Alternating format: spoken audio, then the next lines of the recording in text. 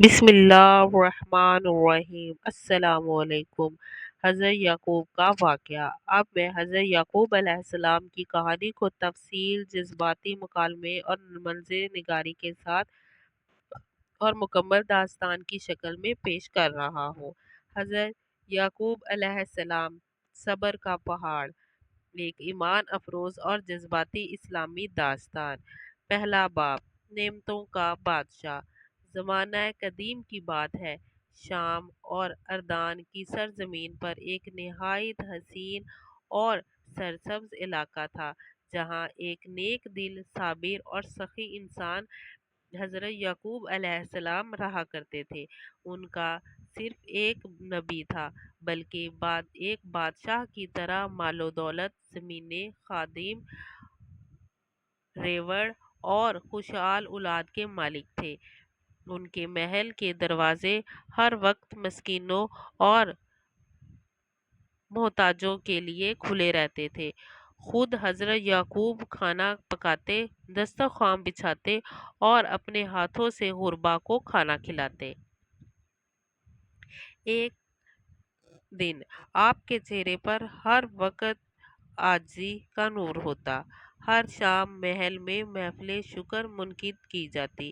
حضرت یعقوب علیہ السلام ہاتھ اٹھا کر کہتے، اے میرے رب، تو نے جو کچھ دیا یہ تیری عنایت ہے۔ ہم کچھ نہیں، لوگ آپ کو دیکھ کر رشک کرتے۔ ہر مال، صحت، حسن، عقل اور اولاد، ہر شے میں کامل ہے۔ دوسرا باب، آزمائش کا آغاز۔ لیکن آسمان پر کچھ اور بھی فیصلے ہو چکے تھے۔ شیطان نے اللہ کے حضور عرض کی، اے رب العالمین، یعقوب علیہ السلام صرف اس لیے تیرا شکر گزار ہے کیونکہ تو نے اسے سب کچھ دیا ہے۔ اگر تو اس سے اس کی نعمتیں چھین لے تو وہ تیرا شکر کبھی ادا نہیں کرے گا۔ اللہ تعالیٰ نے فرمایا، اے شیطان، حضرت یعقوب علیہ السلام میرا سچا بندہ ہے، جا اسے آزمائش میں ڈال، مگر جان نہ لینا۔ پھر وہ گھڑی آئی جب حضرت یعقوب علیہ السلام کی زمینوں میں آگ لگ گئی، کھیتیاں جل گئیں، مواشی مر گئے، مال و دولت بہہ گیا، راتوں رات محل ویران ہو گیا۔ مگر حضرت یعقوب علیہ السلام نے کہا، انا للہ و انا الیہ راجعون، یہ سب کچھ اللہ کا دیا ہوا تھا، وہی لے گیا، شکر ہے، ایمان کی سلامتی ہے۔ تیسرا باب، جان سے پیاری اولاد کی جدائی۔ ایک دن حضرت یعقوب علیہ السلام کی 10ویں اولاد، بیٹے اور بیٹیاں، ایک عمارت میں جمع ہوئے۔ اچانک ایک زلزلہ آیا اور عمارت زمین بوس ہو گئی۔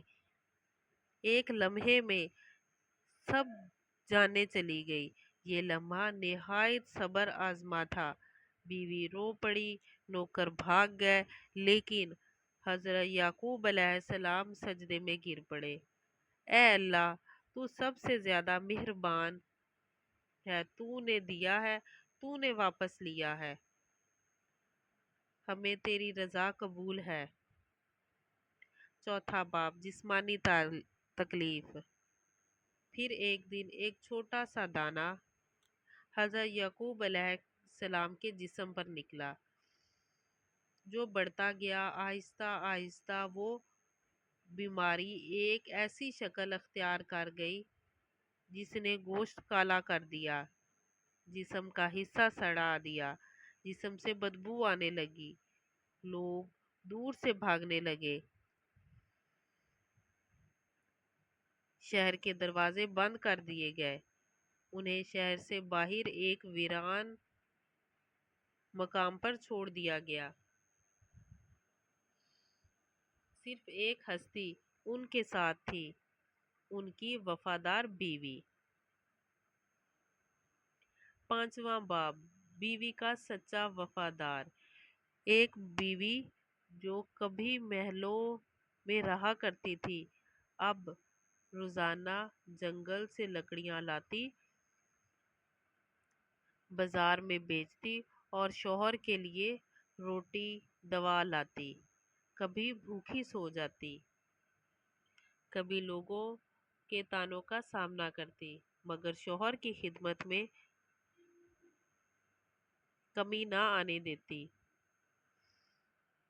एक दिन उसे भी किसी ने कुछ ना दिया। वो रोती हुई हज़रत याकूब अलैहिस्सलाम के पास आई। ऐ मेरे आका, दुआ कीजिए कि ये तकलीफ ख़त्म हो जाए, अब बर्दाश्त नहीं होता। हज़रत याकूब ने सर झुका कर कहा, आंखें बंद की और कहा,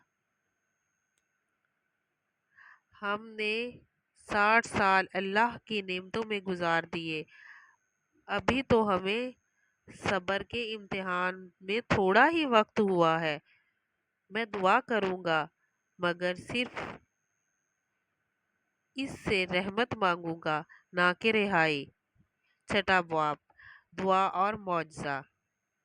फिर एक रात जब चांदनी बिखरी हुई थी, हजरत याकूब अलैहिस्सलाम ने दिल में से दुआ मांगी, रब्बी इन्नी मस्निल दर्रा व अंत अरहामुर राहिमीन। जमीन कांपी, आसमान से निदा आई, ऐ याकूब अलैहिस्सलाम, अपना पाँव जमीन पर मार, वहीं से चश्मा निकलेगा, उसी से गुस्ल करो, वही पियो और तेरा जिस्म पाक हो जाएगा। हजरत याकूब ने पाँव मारा तो ठंडे पानी, शफाफ पानी का चश्मा बहने लगा। उन्होंने उससे गुस्ल किया, पानी पिया और चश्मा ज़ंदान में जवानी लौट आई। चेहरे पर नूर चमकने लगा, जिस्म मुकम्मल तौर पर तंदुरुस्त हो गया। सातवां बाब, इनाम की वापसी। अल्लाह ताला ने फरमाया, हमने तुझे आजमाया, तू सब्र पर कायम रहा, अब हम तुझे दुगनी नेमतें अता करेंगे।